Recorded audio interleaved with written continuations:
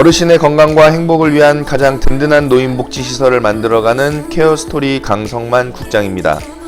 오늘은 노인요양시설, 노인요양공동생활가정, 주간보호시설의 간호사 선생님, 간호조무사 선생님께서 작성하고 관리하셔야 하는 일체의 서류에 관하여 체계적이고 이해하기 쉽도록 교육해드리고자 합니다.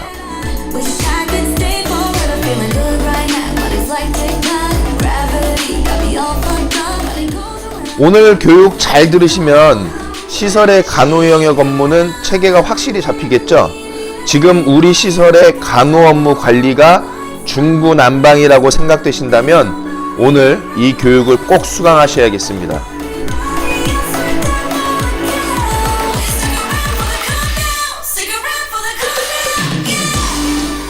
노인복지시설에서의 간호 영역은 어르신의 건강관리를 위하여 매우 중요한 영역이 된다는 것은 모두 잘 알고 계시죠?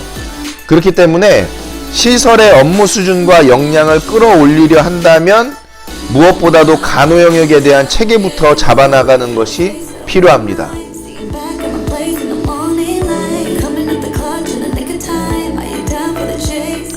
그런데 노인복지시설은 병원과 같은 의료기관이 아니라는 점 알고 계시죠?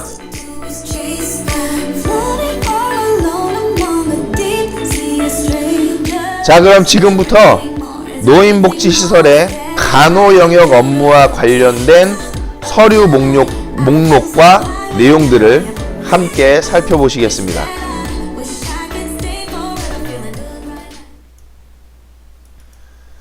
지금 보시는 화면이 간호조무사 서류 목록으로 안내해드리는 제공해드린 그 안내문이죠. 그래서 보시면 노인요양시설, 노인요양공동생활가정, 주간보호시설에서 근무하는 간호사, 간호조무사 선생님께서 관리하여야 할 서류와 업무에 대한 안내이니까요.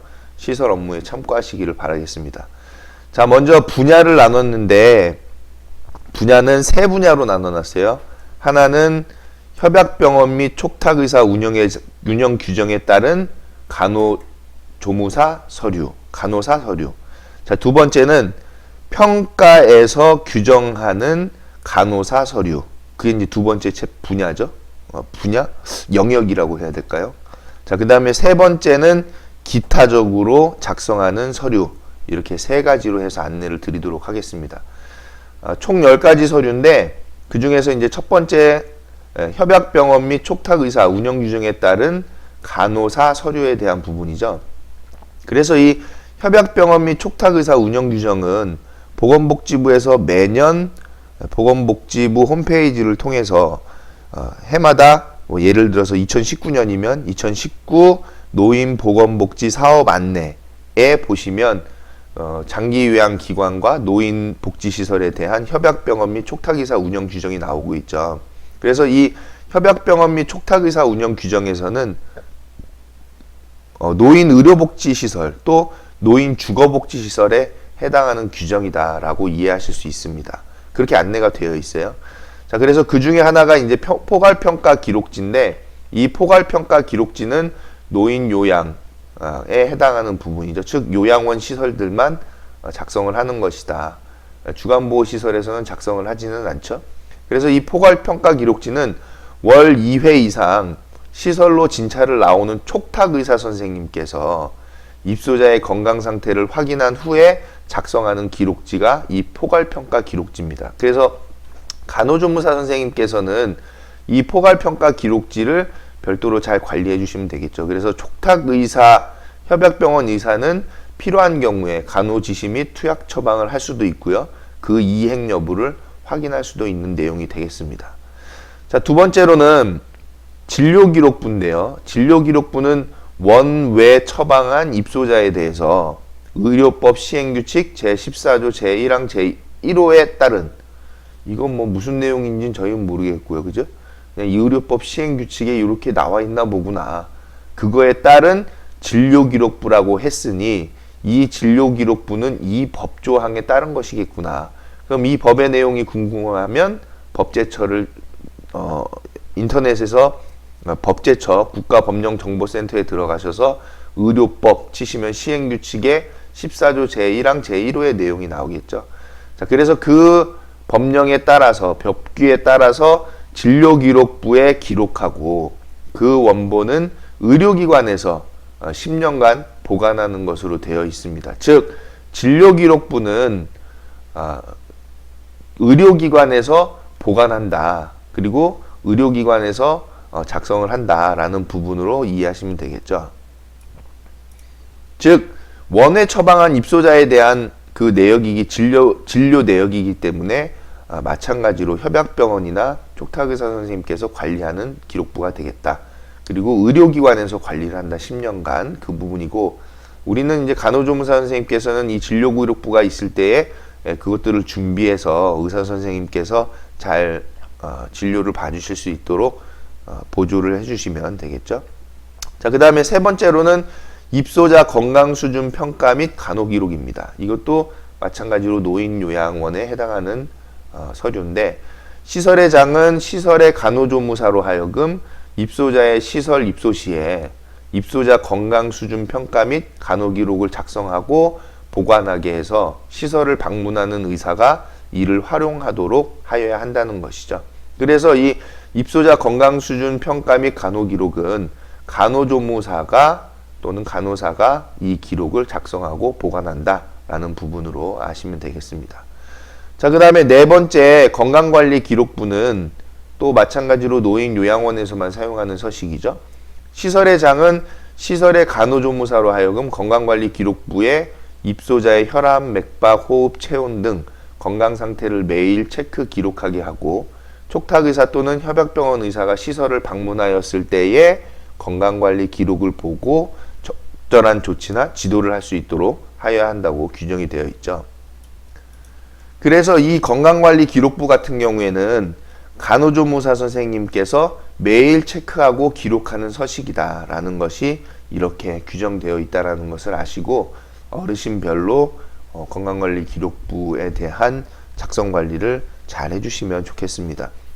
자, 근데 노인요양공동생활가정 같은 경우에는 간호조무사 선생님이 쉬는 날도 있겠죠. 그럼 쉬는 날 요양보호사 선생님 이걸 체크하면 돼요? 안 돼요? 안 되겠죠. 왜냐면 여기에 보면 시설의 장은 시설의 간호조무사로 하여금이라고 했기 때문에 간호조무사 선생님이 관리하시는 서식이 되겠다라는 부분으로 여러분들 아시면 되겠습니다. 자, 그 다음에 이어서 평가에서 규정하는 간호조무사 서류에 대해서 한번 보실 텐데요. 여기 이제 가로가 쳐져야 되겠죠. 꼭 간호조무사 선생님만은 아니니까 가로를 치겠습니다. 이 평가에서 규정하는 간호조무사 서류는 그 중에서도 이제 첫 번째로는 수급자 투약기록지가 있는데 이 수급자 투약기록지는 노인요양원과 주간보호시설에서도 같이 해야 되는 것이다. 왜냐하면 평가지표에 보면 노인요양시설 평가지표 38번, 노인요양공동생활가정은 37번, 주간보호시설은 32번에 나타나 있죠. 그래서 서식에 이 반드시 포함되어야 하는 내용 중에 처방전, 수급자명, 일자, 투약시간, 투약방법, 투약횟수, 제공자가 들어있다. 그런데 이 처방전에 같은 경우에는 이 부분을 또 수정을 해야 되겠죠. 이렇게 다시 고쳤는데 처방전은 있는 경우에 한해서죠. 우리가 처방전이 또 없는 경우들도 있어요. 그래서 처방전 띄워오시라고 또 하기도 좀 어렵기 때문에 이 처방전 같은 경우에는 이제 보호자분들께서 가지고 오셔야 되는 상황이고, 뭐 물론 이제 시설에서 어르신을 모시고 병원에 가서 진료를 받을 때에는 또 그때는 처방전을 받을 수 있고, 처방전이 있는 경우에는 반드시 이제 처방전을 이 서식지 수급자 투약기록지 제일 앞에다가 첨부를 해주셔야 되겠다. 그리고 우리 그 약국에서 받으시는 약봉투에 보시면 투약 안내가 있죠. 그래서 그 투약 안내도 마찬가지로 투약기록지 바로 앞에 있어야 되겠다.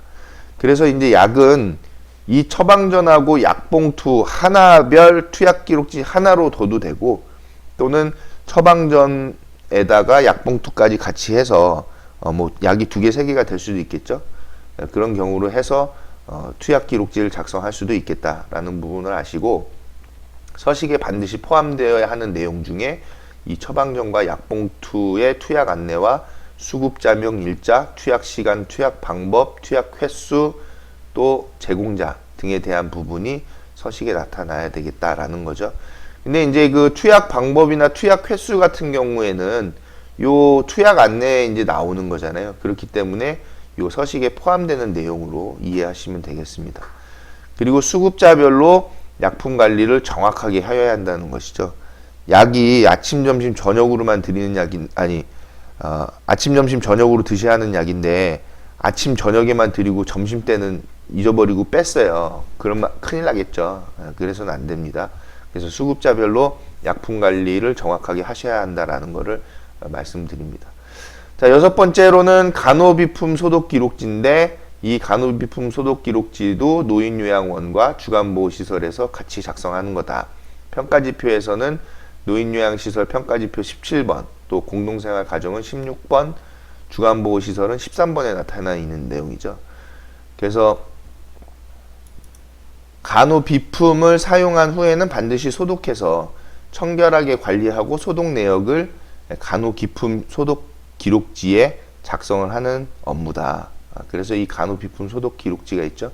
이 내용 안에는 이제 일회용품에 대한 그 관리 방법도 안내가 되어 있습니다. 그렇기 때문에 그 부분도 확인을 하셔가지고 시설에서 관리를 하시면 되겠죠.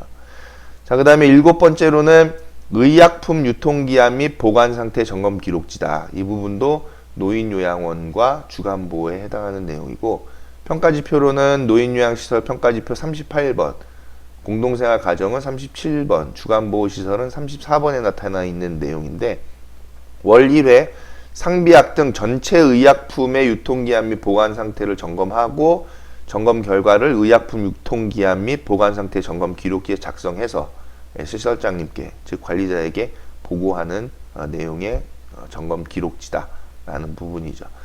이 내용도 첨부되어 있는 서식을 확인하시고 작성을 해보시면은 충분히 작성해서 관리할 수 있는 내용이다. 근데 이제 평가에서는 이 부분을 분기별 일회로 안내하고 있죠. 그런데 분기별 일회로는 이 자체가 안 되고 월 1회 정도는 체크를 해서 우리가 시설의 그 의약품에 대한 관리를 철저하게 할 필요가 있겠죠.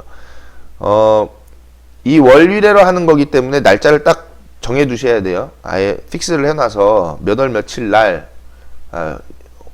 매월 며칠 날에는 이 의약품 유통기한 및 점검 상태 기록을 보관 상태를 점검한다라는 부분을 정해 놔야 되겠죠. 그래서 저희 케어스툴에서 그런 일정은 다 정해 놔가지고 안내를 드리고 있으니까 여러분들은 그 안내 나오는 대로 바로바로 업무에 임해 주시면 될 것 같습니다. 자, 그 다음에 여덟 번째로는 욕창 발생 여부 관찰 기록지가 있죠. 그래서 이거는 노인요양시설에만 해당하는 건데, 노인요양 공동생활 가정하고 즉 노인요양원에만 해당하는 내용인데, 평가지표로는 노인요양시설 평가지표 35번, 또 노인요양 공동생활 가정 평가지표로는 34번에 있다. 그래서 욕창평가를 하잖아요. 욕창평가는 입소하고 나서 14일 이내로 욕창평가하고, 또 우리가 연일회로 욕창평가를 하는데, 그 욕창평가에서 평가 결과 점수가 12점 이하인 수급자 같은 경우에는 1일 2회 욕창 발생 여부를 관찰해서 기록 관리해야 됩니다. 그래서 1일 2회는 오전 오후로 이제 명기를 했는데, 평가에서는 1일 1회로 안내하고 있죠. 그런데 1일 1회만 가지고서는 이 관리하기 내용이 힘들다. 오전하고 오후의 양상 자체가 많이 변화할 수도 있기 때문에 1일 2회가 좋다라는 거고, 오전과 오후에 라운딩을 하면서 이 내용들을 관리해 주시는 부분으로 여러분들이 업무를 해주시면 좋겠습니다. 그래서 중요한 부분은 욕창평가에서 평가 결과 12점 이하인 수급자입니다. 1일 2회 욕창 발생 여부를 관찰해서 기록한다, 관리한다라는 거죠. 자, 아홉 번째로는 그 내용에 이어서 욕창 변화관리 기록지입니다. 그래서 평가지표 노인요양시설 평가지표 36번과 노인요양 공동생활 가정 평가지표 35번이니까 노인요양원에만 해당하는 내용이죠. 욕창이 이미 발생한 수급자, 욕창이 있는 수급자 어르신들은 매일 그 욕창 변화를 관리하고 조치한 내역을 기재하는데, 평가에서는 주일회라고 나와 있어요. 욕창을 주일회 관리하는 내용이 되겠습니까? 그래서 매일 욕창 변화를 관리하고 조치하는 내용을 작성하시면 주일회는 충분히 충족을 하고도 욕창에 대한 관리 양상을 적절히 우리가 확인해서 욕창을 빨리 치료할 수 있는 내용으로 조치를 할 수 있겠죠. 자, 그 다음에 마지막 영역으로 기타 입소자 건강관리를 위한 서류인데 이 부분은 이제 건강관찰 기록지로 여러분들께 제공을 해드리고 있습니다. 그래서 노인 요양시설로만 해놨는데 노인 요양시설만 하면 안 되겠죠? 주간보호시설에서도 이 건강관찰 기록지는 작성을 해주셔야 되겠다는 겁니다. 왜냐하면 매일 입소자 어르신들의 건강상태를 관찰해서 기록하는 내용이라서요.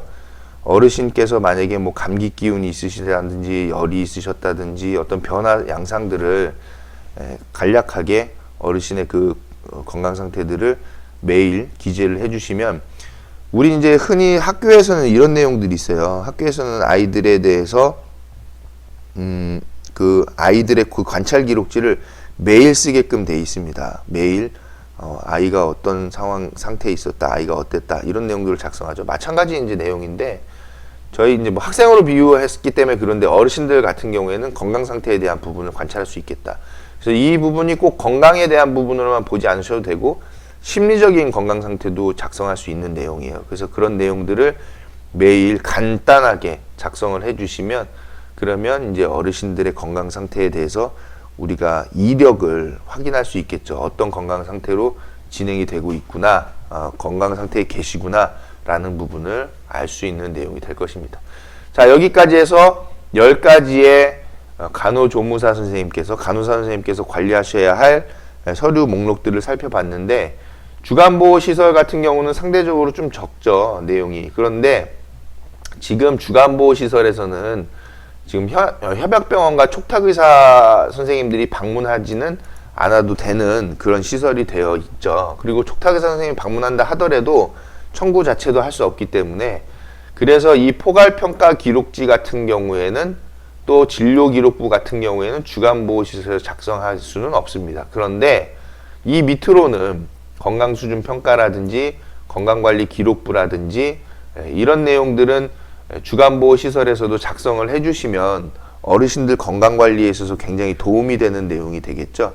그래서 여러분들께서 그런 내용이 있다라는 것을 아시고 시설 운영에 있어서 업무에 있어서 잘 참고하셔서 반영해 주시기를 바라겠습니다. 여기까지 해서 간호사 선생님의 서류 목록을 함께 살펴봤습니다. 궁금한 질문이나 또는 추가적인 의견에 대해서는 댓글이나 또는 채팅을 통해서 전달해 주시면은 그 내용도 반영해서 여러분들께 다시 안내 드리도록 하겠습니다. 감사합니다.